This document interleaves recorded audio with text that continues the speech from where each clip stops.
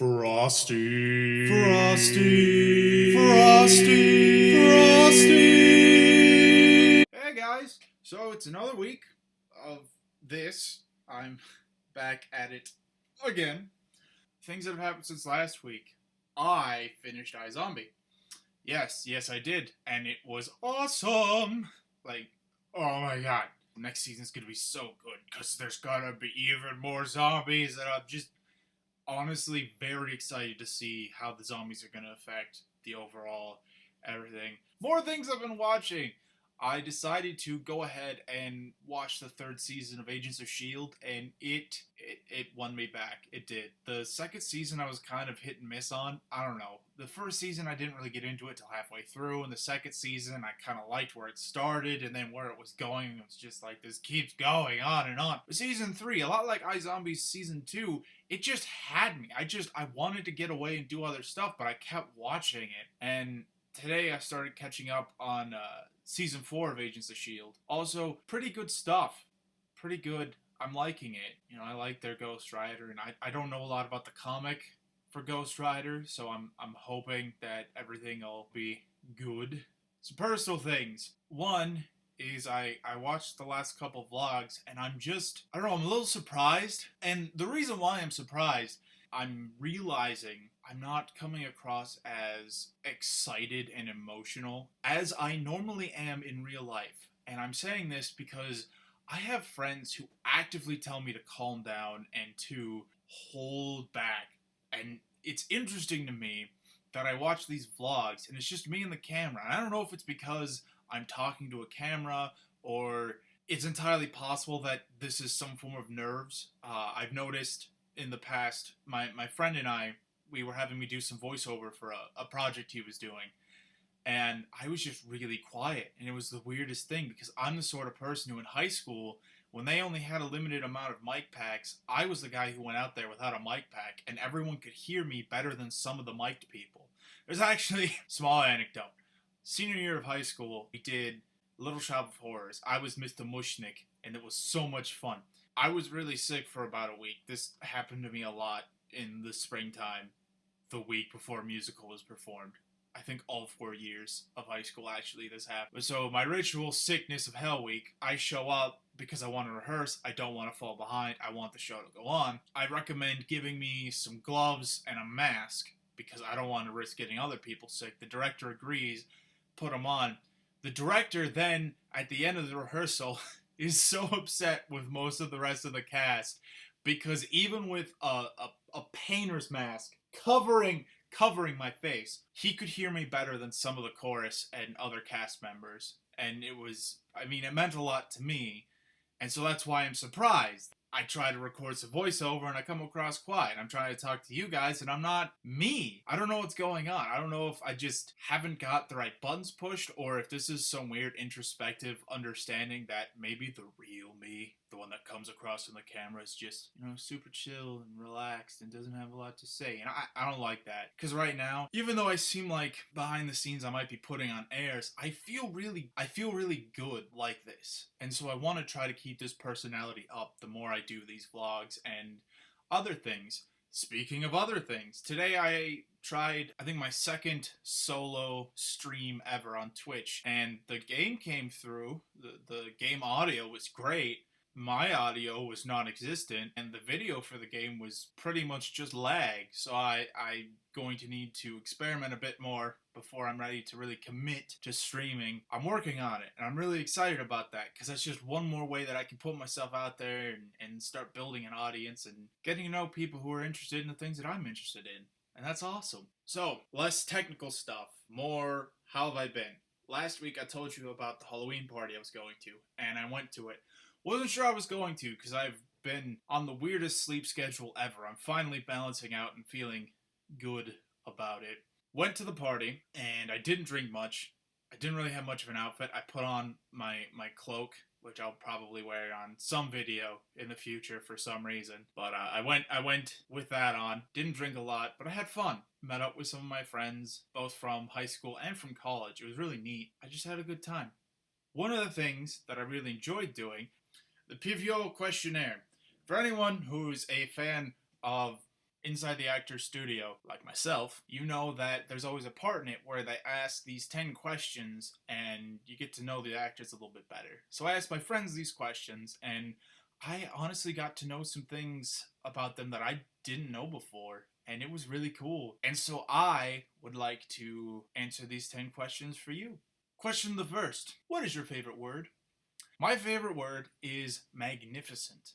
And the reason why I like magnificent is it's neither positive nor negative. It can go either way. To me, it's a lot like the description of a sword, or a sword could be describing magnificent. You know, it's a tool, it's there, it's beautiful, it's this thing, and it can be used righteously or terribly. And I think that's a big reason why I like magnificent. Brings us to our second question: what is your least favorite word? And for me, it's evil. Honestly, it's up there with good. And the reason why I say that is a lot like why magnificent is my favorite. I don't like the labels of good and evil. I think that they're way too simple. A lot of it comes down to what side of an argument you're on and whether or not you're the winner or the loser. Certainly there are examples of things that are good and evil. In the most part, they're fictional and they're written to be that way. But even in the real world, these things do exist. But there's still perspective.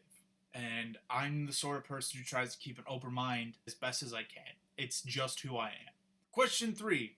What turns you on creatively, spiritually, or emotionally? For me, it would have to be laughter. There's just something about hearing people laugh that it fills me with this wonderful sense of joy, I guess, is what I'd call it.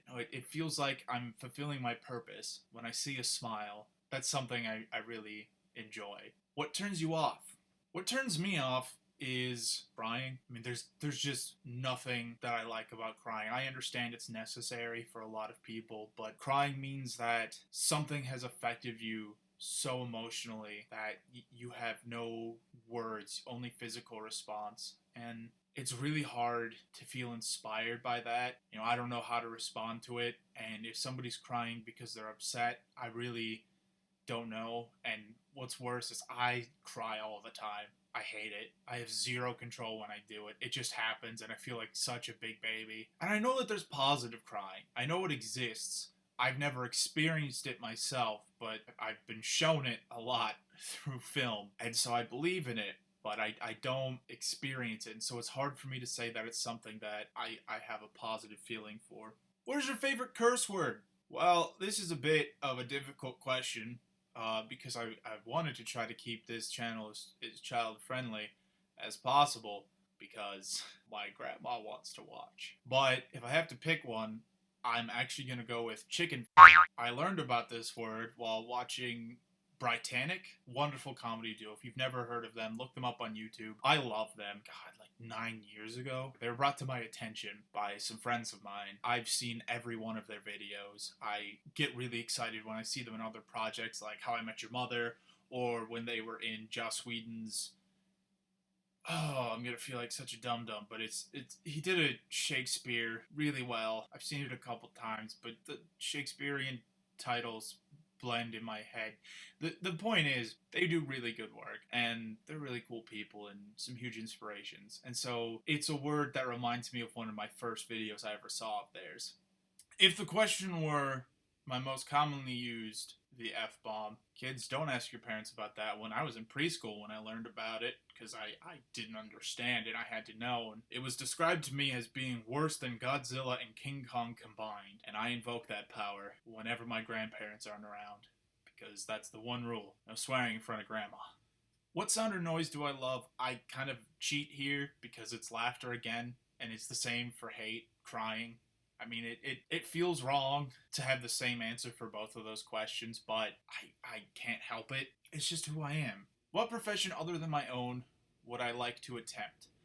This is an interesting question for me, because I honestly didn't know for a while. I'm going to feel like such an idiot for picking this, because I have no idea what the real responsibilities are, but that's kind of part of the fun of picking the option, isn't it? I'm interested in farming. Honestly, agriculture would be so neat. I can be honest, part of it is because I watched The Ranch on Netflix and I thought, that looks awesome. But another reason is I think about the games I play.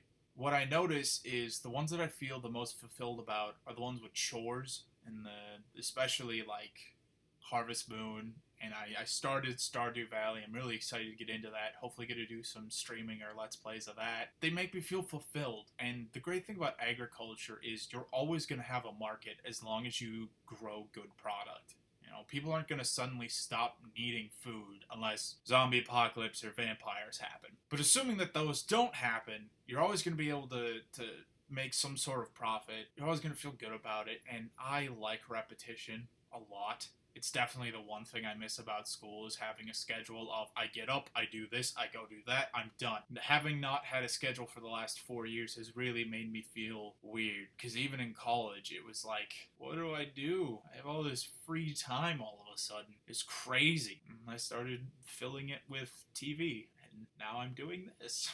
But that's the profession I'd like to attempt. And then the profession I wouldn't like to attempt is therapist. And the reason for that actually goes back to the last therapist I'd been seeing. He and I had a discussion about what he was doing was helping me because we were paying him. That was his reward for doing this kindness of helping me. The difference between him and I is when I help people, I'm not looking for monetary gain. I'm looking for friendship and kinship and a connection with some other person. And that's my expectation. That's my payoff. And so when I don't get that, I feel unfulfilled. What I'm really taking away from that is how I really couldn't be in some sort of industry where I'm directly connected to another person and I can't get anything back. You know, putting something into a relationship that exists solely for money it would crush my soul.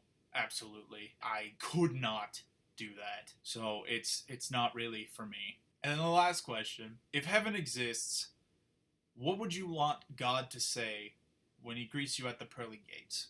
What I would like God to say is, okay, you're going back, this time, superpowers. I've always felt like, you know, if I could go back and change things, that'd be so cool. But the thing I really want to do more than anything is I want to do it again, but, you know, shoot fire from my hands or read people's minds, you know, understand what's going on in their side of the story. Because that's kind of what life is. It's just another story being told. It's beautiful in a way. I guess in lieu of that, I'd want him to provide me with a DVD that has all of the highlights of my life on it. And side B would be the lowlights, because as embarrassing and awful as they would be, I'd still want to look at them. Because I'm human, and I shouldn't really try to enjoy the good without the bad. It just wouldn't make the good quite as tasty. That's what I've been up to. That's what I've done. That's what I've been watching. Next on my docket, like I said, I'm back to watching the rest of this season of Agents of S.H.I.E.L.D. I'm hoping to get into this season of Arrow and Flash pretty soon. What else? There's something else that was out that I wanted to watch. Whatever. I'll figure it out and I'll let you know after I see it. I hope you've had a great week. If you feel like answering any of those 10 questions, please be sure to do so in the comments below. If you have anything else to share with me, again, feel free to do so. I'd love to hear from you. Thank you guys so much, and have a great one.